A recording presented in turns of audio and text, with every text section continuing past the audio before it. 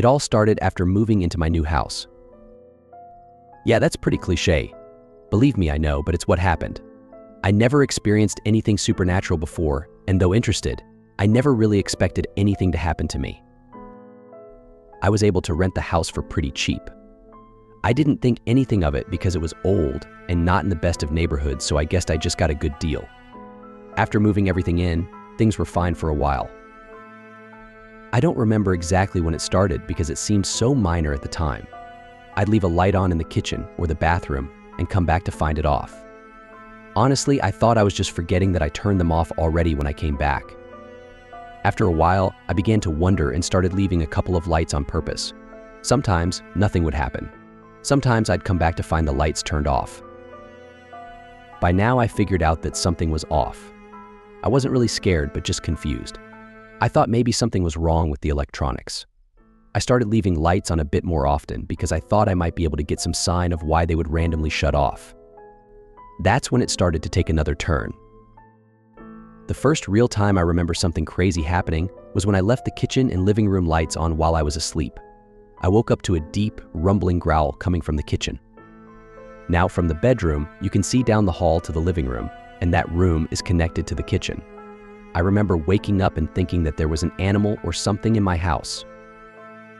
I looked down the hall toward the living room to see the light darken. Somebody had flicked off the light in the kitchen.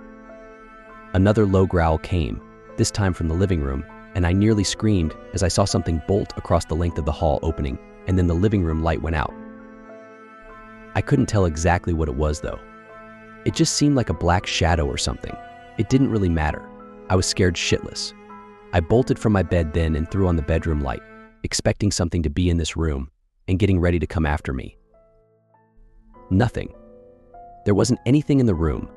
I let out a low breath and then I slowly moved down the hall into the living room. Once I got to the end, I practically ran to throw on the light switch there. Again, nothing. Kitchen next, and once again, nothing. I was starting to think I dreamed all of it before I went to turn off the kitchen light and stopped. Now, I was a grown man, but here I was terrified to turn off that switch. And I'll admit it, I slept with all the lights on that night. That was a mistake. When I woke up the next morning, all the lights were off once again. I went to push myself out of bed and winced as my body felt sore. I pulled the sheets off to see long red marks running down my legs and arms. It looked like something scratched me in the night. That terrified the hell out of me, but not nearly so much as what I saw around the house. Every light I left on was smashed. Every light bulb that was on last night was broken, and every lamp was knocked over and smashed in. My breath caught in my throat as I looked around. Something was fucked up as hell here, and something tried to. Well, do something to me. I called in for work that day and went to immediately replace all the lights. I didn't know what to do then. I thought about leaving, and I know this probably sounds stupid, but this was my home. It was my first time away from my family, and this was my home. I couldn't give it up. So, I stayed. Even as it got worse. Even though I was beginning to become terrified of the dark, I couldn't really sleep with the light on me at night in the bedroom. I'd leave other lights on though, like in the hall or the living room, giving myself enough to see pretty well in my darker room. And almost every night, I'd wake up in the middle of the night to hear something growling and prowling around the living room, and then the lights would shut off. I didn't want to go look. I was terrified at the thought of being in the same room with whatever was in there. So I curled up in bed and prayed it never came in. One night, after this went on for a while, I had it. I bought a gun and turned on every light in the house. Then I sat down in the middle of the living room with my gun in my lap and a baseball bat sitting next to me. I waited. There was nothing at first for a long time. At around 2 in the morning, I began to hear it. Oddly, it was behind me. I turned and peeked toward the hall to my bedroom and could hear that familiar growl. I swallowed and held my gun in one hand and the bat in the other, and slowly began to step around to get a better view of the bedroom from the living room. As I began to get a view of my bed, I heard a loud thump, followed by an inhuman roar. I, being the brave man I was, jumped back and away from the hallway. I wanted to end this all, but, dear God, I didn't want to deal with that thing. I could hear tearing and smashing, and I don't know how I caught it, but I did manage to hear an audible click, and then nothing. Slowly, I went back to peek down the hall and the light was off once again. A deep breath and ventured forth, my weapons ready. When I came to my bedroom and flicked the light back on, I gasped. My bed was ravaged, torn completely apart. It was like some animal had jumped into it and just ripped it to shreds. I stepped forward to look at what was left of my bed and just stood in shock for who knows when. It wasn't until I heard the sound of a familiar growl that I turned around. Standing near my door, right at the light switch, was when I finally saw it. It was a man, a white and rotting man with a mangled body that looked like he had once been a dog's chew toy staring at me. I was too in shock to even raise my weapons. He stared at me for just a moment and then flicked off the light. I screamed. I'm not even ashamed to admit it. I screamed and bolted. I didn't care if that was where that man had been standing. I ran right past where I had seen him, swinging my bat like a madman. I nearly put a hole in the hallway as I ran through into the safe light of the hall. I turned to look back then, just in time to see him once again near the hall's light switch. He turned that one off too. By then, I didn't want to fight. I wanted to be safe. I burst past the living room and into the brightness of my kitchen. I heard the sound of growling and scratching nearly all around me then, and I knew he was coming back. I looked back to once again see that mangled and rotten corpse of a man turn off another light with a broken finger and plunge me into terrifying darkness. I broke for the living room. This was going to be my final stand. I'd have to fight here. I drew close to the standing lamp that was my last line of defense. It hated the dark, so I'd stay right here, next to this comforting standing lamp.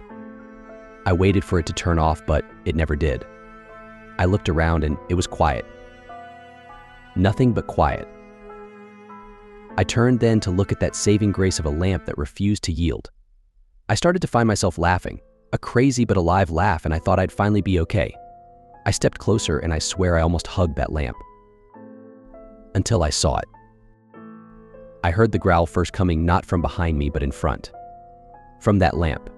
My eyes widened and I stared as the light from that lamp intensified.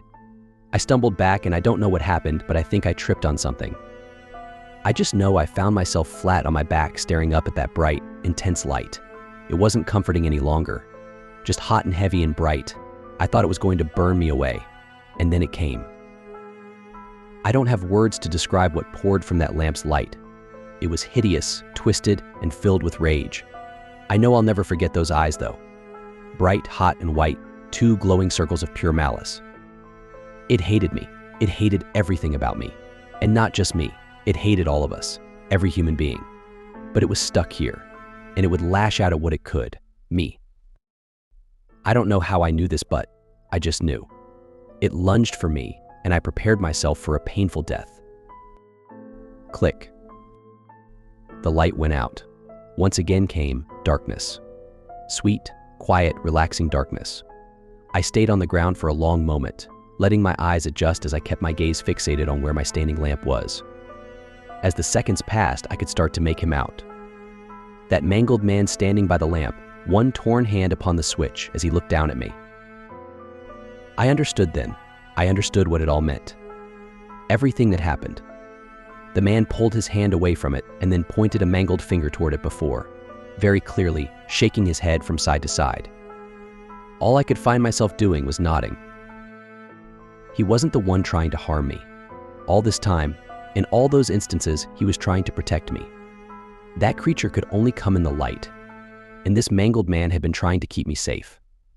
He didn't want someone else to repeat his mistakes. I moved out the very next day and never looked back. Whatever it was confined to that house, and so far, nothing has come at me from another light source. However, that thing will always stick with me in my mind. Every night, in my new apartment, I made a habit of wandering around the house, making sure every light was off and every curtain was closed, and made sure to plunge myself into quiet, comforting, and safe pitch darkness. For more chilling stories, like and subscribe.